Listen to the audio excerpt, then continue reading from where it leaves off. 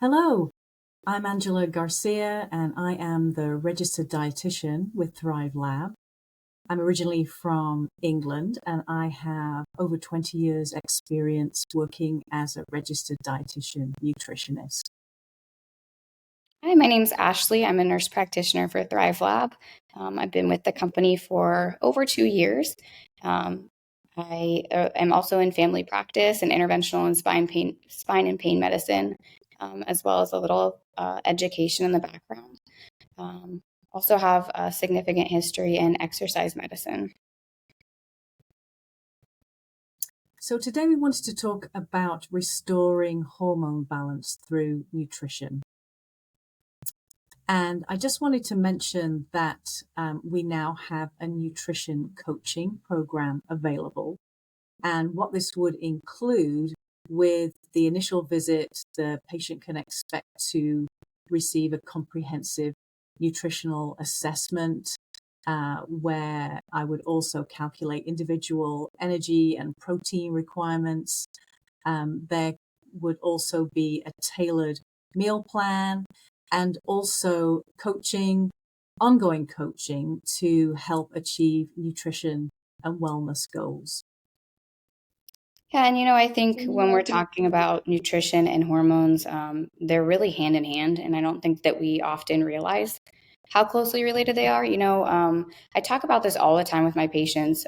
Food is fuel. We look at it as food is pleasure, and yeah, we can enjoy it and we can have pleasure from it for sure. But we need to remember that food is basically to gas to a vehicle is food to our bodies. So what we put in it is going to make it run better. If we put the wrong gas in the vehicle, it's not going to work well. And it's the same way, with food. I think this nutrition program is just going to really help to give patients a better understanding of how closely related these two subjects are, and also just like the role of what foods can do to regulate hormones. Because actually, a lot of hormone health kind of goes hand in hand with gastrointestinal health. And I don't Yeah. think many patients know that. So I think also, Angela, like one of the things that I think you're going to speak on a little later is, kind of some ideas of foods and ratios and things like that, which that's huge for patients. They need to hear that. They need to know exactly what to do. And I can go so far in nutrition, but that's not my expertise. That's why we have you. And also, I think another really important aspect, and I'm sure you would agree with me, is kind of looking at the body as a whole, and thinking about stress management, exercise, all of these other things, getting good sleep, Yeah. being hydrated. I know that I like preach on it all the time, but this nutrition program I think is going to dive a lot deeper into options and recipes Yeah. and just ideas. I think these patients get a little bit nervous whenever it comes to new food choices because they don't know what to pick. Mhm. Um, and I think one of the biggest things that I see in hormone health is in either perimenopausal women or menopausal women, the last thing to subside is that stubborn belly weight. And they Yes. get so frustrated, and rightfully so, right? Yeah. They're doing everything right, they're exercising, they're eating right. And I think, what patients need to understand is that during menopause, our body stores weight around the core because there's declining estrogen levels. If we replace Mm. that with hormone therapy, things get a little bit better. And it takes time, but I Yeah. think with the nutrition, that kind of helps to expedite that process a little bit. Yeah, I think Yeah. so. Yeah, I'm really excited too about this new program. It is holistic, like you say, and I think it's going to really help the patient see all the connections, see how everything is connected. The emotional side of things, the physical side of things, how everything sort of starts to connect and work together. And I think it's a great program, and I hope that people will really see experience the benefit, but really sort of know how why everything is sort of working together to help them stay get well, stay well, and thrive. Yeah, absolutely. Um, yeah. So nutrition and hormone balance. So we have these foundational hormones, if you will. There's the insulin, there's the adrenals, there's thyroid hormones, And of course, there's the sex hormones. And I know that, Ashley, you're talking to a lot of patients who that's probably their main concern, isn't it? The balancing of their estrogen, progesterone, or those hormones in particular. Yeah, But I we think do. those and testosterone. Oh yeah, yeah, and we have those. So we have these foundational hormones, um, which really kind of support those sex hormones as well. So, and the testosterone. So, where we see diet really fitting in is treating any kind of insulin resistance, um, providing adrenal support, helping with thyroid balancing. Um, so with insulin resistance, one of the things that we have to think about is the quality of the diet. So one thing I'm going to be asking patients is, what kind of protein are they consuming?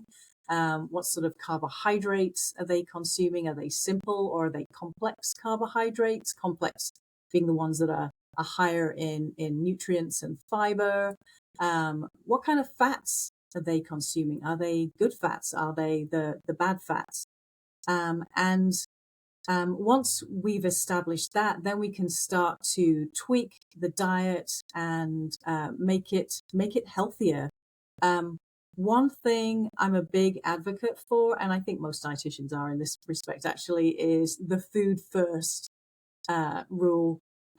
So yes, there are lots of supplements out there, but if your basic diet is not as nutritious as it could be, then you just don't get the same absorption as you would if you're eating a clean diet with good quality proteins and also um, fiber and the essential fatty acids and things like that, which I know we'll touch on a bit more later on. So food first. And with insulin resistance, one of the big things is keeping your blood sugars stable. So you really want to be choosing foods that digest more slowly. The two in particular would be protein foods. So your chicken, fish, eggs, beans, etc. And then also high fiber foods. So your whole grains, beans, legumes. You want to have both those type food macronutrients or food groups in your diet for each meal and each snack, essentially, or ideally. And those will help to keep blood sugars stable, and they prevent a lot of insulin being released into the bloodstream. So that's what we're aiming for. Now, with insulin resistance as well, there are some other things that you could consider. There are what we call the phytochemicals. These are substances that we get in plants that are really important for the diet and promote good health. That would be things like cinnamon. There's quercetin, which you get in onions. There's resveratrol in red grapes, and also things like green tea extract as well. Now the person may also need additional support from maybe some nutraceuticals. And this is, I think, more Ashley's side of things, where she may be recommending chromium to that person, CoQ10, supplements like that. Yeah, absolutely. I agree. Yeah, and one thing I was going to ask you about, Ashley, was one of the things that you're looking for is identifying the person with insulin resistance. Sure, of course. Yeah. Yeah, we definitely need to Um, pay attention because insulin just goes hand in hand, like you said. yeah. So the other thing would be adrenal support. Now, with the adrenals, again, you're wanting that healthy diet, but you're also wanting to avoid a lot of artificial uh, uh, substances in the diet. So you're wanting to try and avoid a lot of chemicals, avoiding artificial colors, artificial preservatives. And again, you could also, the person may also need some nutraceuticals maybe like a good quality B complex supplement, the omega-3 fatty acids, vitamin C.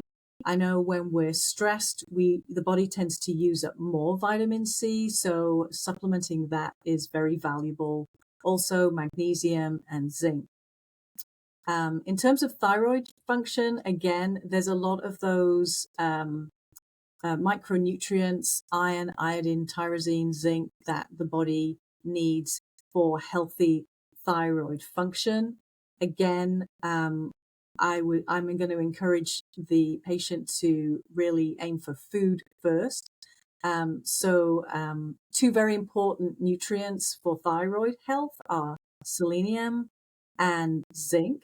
And you can get these from Brazil nuts, for instance, but you don't need a lot. So it would be maybe just like one Brazil nut, and it might be every other day that you would have that. But that is a great way to absorb those nutrients in the body. The one thing that you have to be careful with if you are supplementing zinc is not overdoing it, because it can end up throwing off our copper balance. So again, if we're getting those nutrients from food, that makes a big difference. And I think in general, for both men and women, I love flaxseed. Ground flaxseed is awesome, and I often recommend that people include 2 tablespoons of that in their diet every day. That enhances detoxification, and it also helps with the symptoms of hormonal imbalances.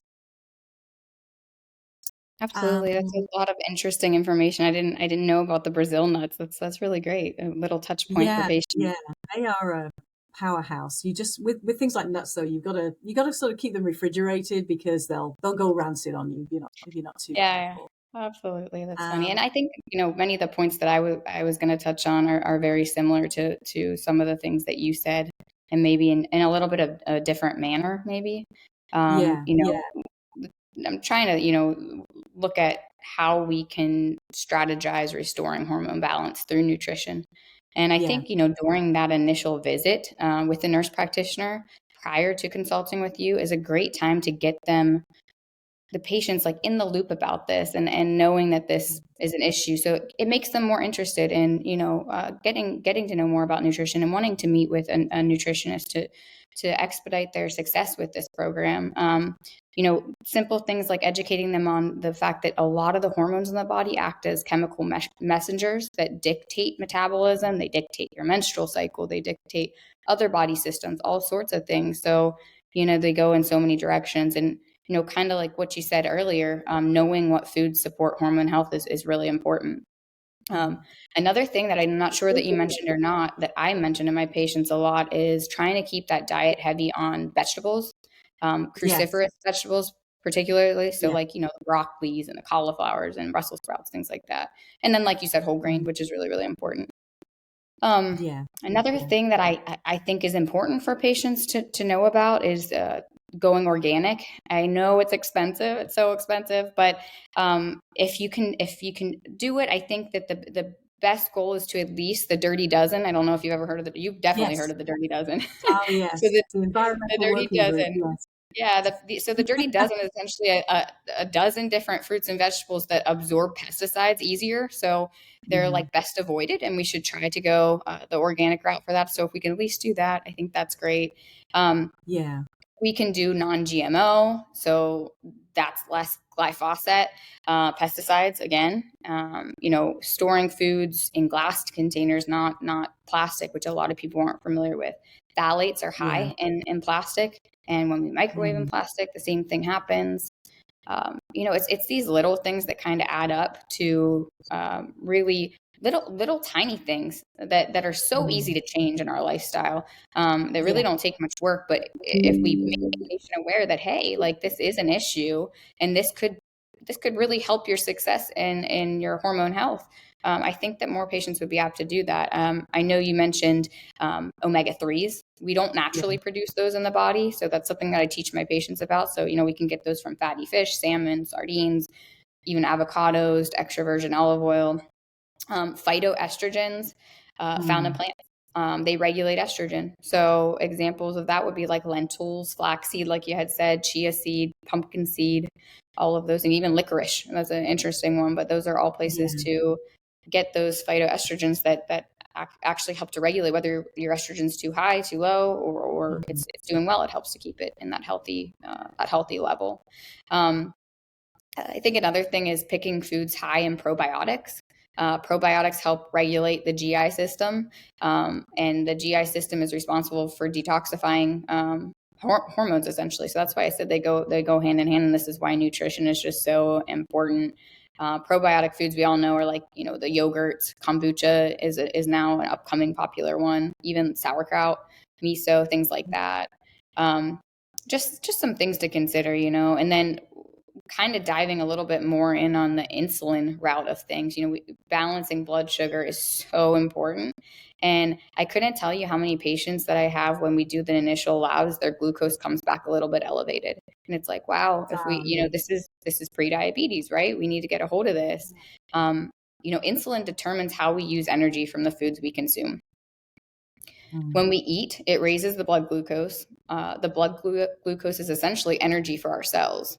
So the insulin moves blood sugar from the blood to the cells, and if you're insulin resistant, you can't do that.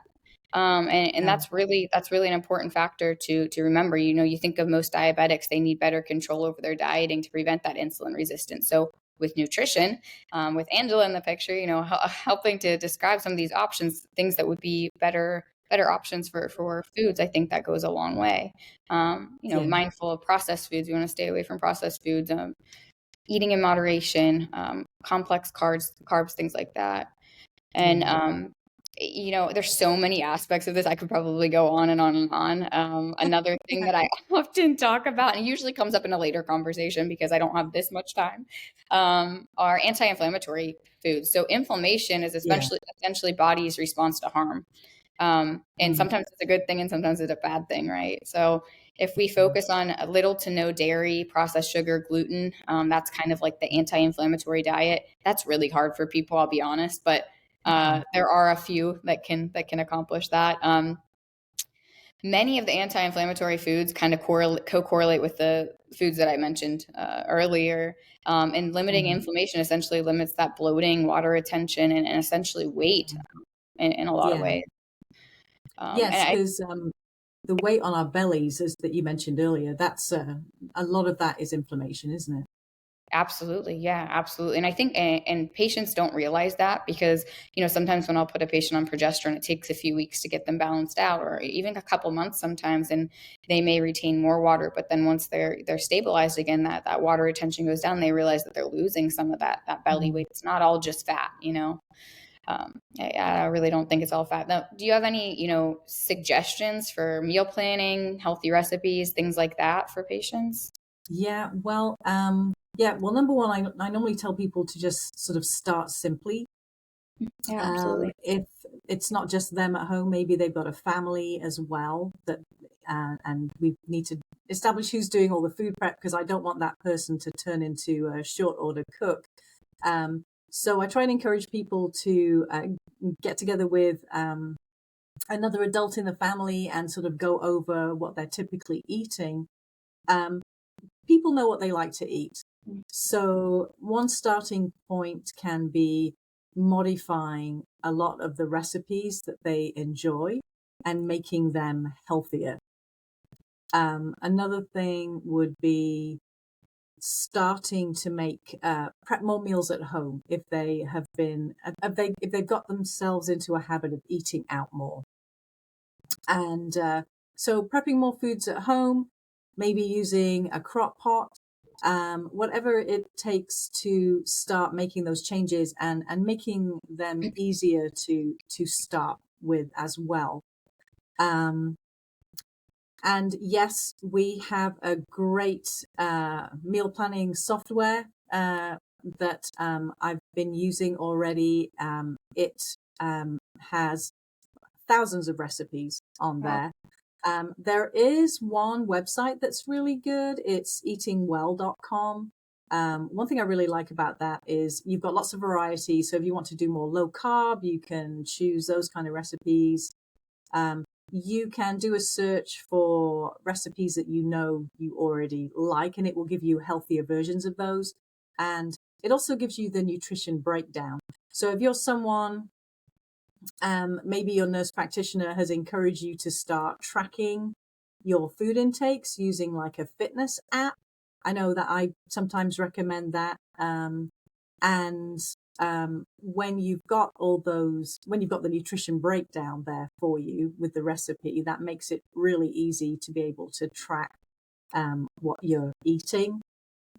So those are the kind of places that's kind of where I get people to start off with. And what I would do before I met somebody as a new patient, I would get them to keep like a 3-day food diary if they can, to kind of, give me an idea about what they're eating. And that will also help me to identify if there are any nutritional deficiencies that they might be at risk of, like if they're missing a complete food group, like they don't touch dairy at all. So, okay, so what can we do in that situation?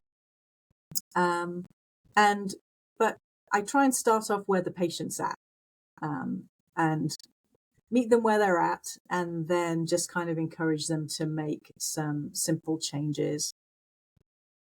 Yeah, and I think it's a work in progress, right? You're not going to take someone from a very unhealthy diet to an excellent, perfect diet overnight. And Yes. honestly, there's no such thing as a perfect diet. We all have to enjoy life too.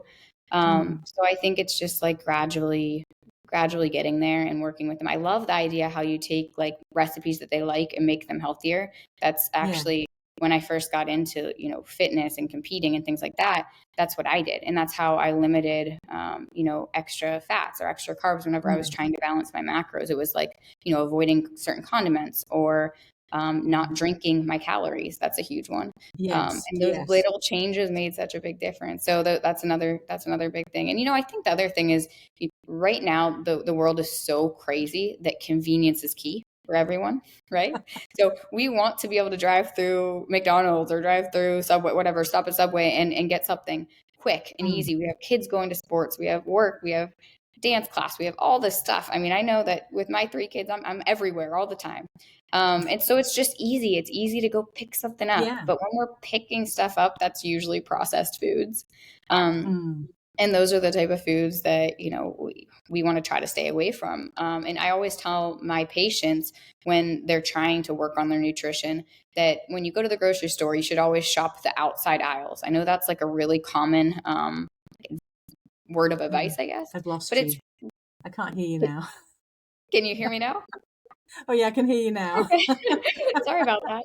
I was saying that, with my patients, I try to tell them to shop the outer aisles of the grocery store, which I know is Yeah. a pretty common thing to say. I've heard that many times, but it's really Yeah. true. The outside aisles have, your proteins, it has your dairies, it has your cruciferous vegetables, fruits, things like that. And I know, yeah, all these diets that we spoke to, some limited dairy, some limited different items there, but it's all on kind of how your approach is. Yeah. Processed foods come in drive-through foods, frozen meals, packaged snacks, cookies, cereals, canned soups, even breakfast meats. Many people think those are proteins. Those are processed. They are proteins, but they're processed. Even pastas, all that stuff. So, it's out there and it's everywhere. And Mm. another like really food for thought is I truly believe that what was put on this earth is all we need. And Yeah. if you think about healthy foods, those healthy foods were put on this earth. They grow on this earth. So, Mm. back when they couldn't do processed foods, it was vegetables and fruits, and they killed their own animals for meat. It was protein and that type of thing, and whole grains, right? So, Yeah. a diet in fruits, vegetables, eggs, meats, whole grains is great. Those things are all natural. They're coming from the earth naturally. Yeah. When we look at the Yeah. I type think of foods that we go ahead. no, I was going to say I think one exception is we're seeing a lot of low levels of magnesium in the Oh American yeah. diet, and the theory behind that is that with intensive farming, that's kind of the soil is becoming depleted, so that's why we're not getting as much magnesium in the body through Absolutely. our food. Yeah, so that's something that I've often recommended for a Mhm. person to supplement with because it helps with stress and calming and sleep and all that sort of thing. So that's one thing that unfortunately I don't think we see it as much in the American diet at the levels that we would prefer. Yeah, that's a really good point. I have a lot of patients on magnesium specifically for sleep, and that's sometimes the first route option to go just as natural as possible. And going back to processed foods a little bit, the processed foods that we eat are sugar, right?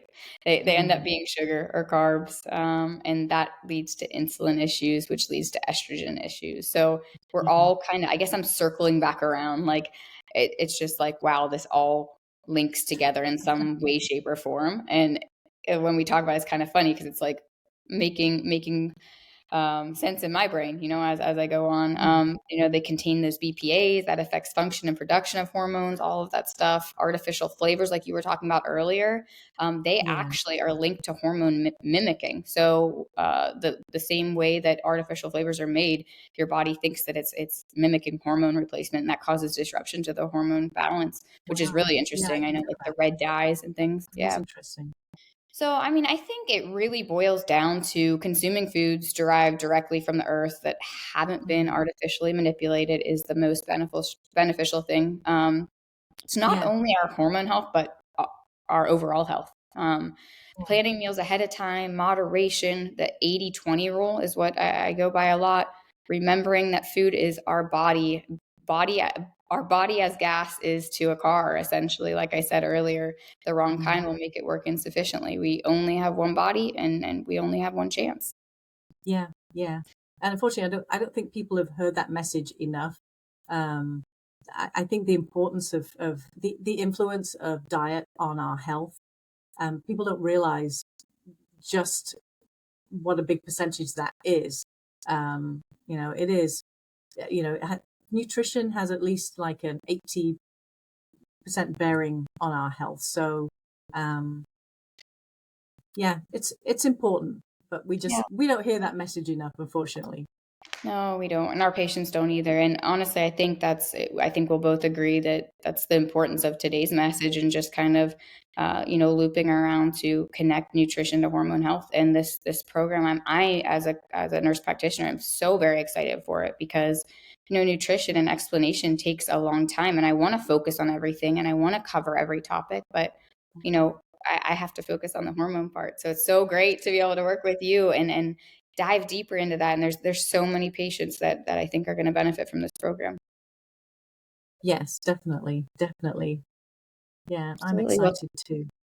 yeah, absolutely. Well, thank you, Angela, for talking to me today about Oh, thank nutrition and you. hormone health.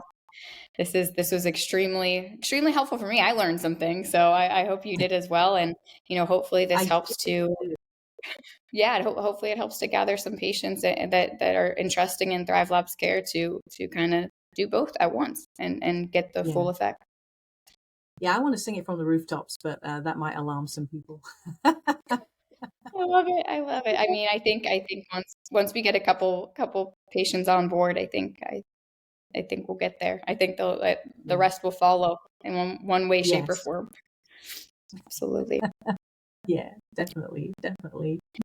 Well, All right. it was Well, good thanks, talking with you, Angela. Thanks for talking with me Ashley. today. Really appreciate you. And hopefully we catch up soon. Yeah. All right. Take care. Take care. Okay, we're done. Cut. Should I leave? I think Is she Taylor might there? come on. She We probably stopped will. at like 29 minutes. I don't know. Hey guys, can you hear Hey, me? yeah. Hey, sorry, I've been having issues with my device. You guys can just log off and I I will lost you. edit the ending after. Are you Okay. there? Sorry, I didn't. Hello? You guys can just log off and I'll edit the ending after. I'm having issues with my device, but great Okay. job. Thank you so much. Thank you so much. Sorry, I can't Welcome. really. Okay, bye. Bye. Thanks, Angela. Thanks.